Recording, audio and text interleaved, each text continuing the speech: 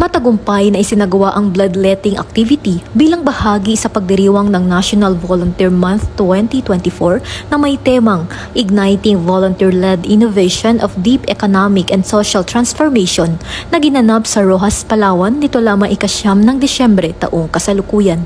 Ang aktibidad na ito ay inorganisa ng LGU Roxas, katuwang ang MDRRMO at Philippine Red Cross Palawan Chapter.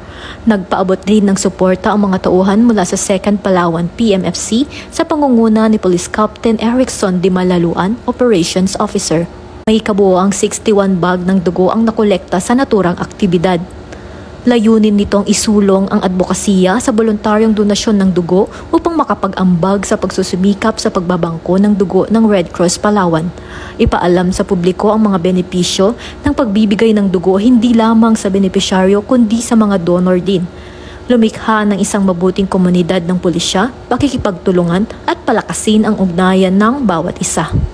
Mula dito sa home of the Police Eco Warriors, Calapan City, Oriental, Mindoro, ako ang inyong PNN correspondent, Patrolwoman Rialyn Jacinto, alagad ng batas, tagataguyod ng Balitang Pulis.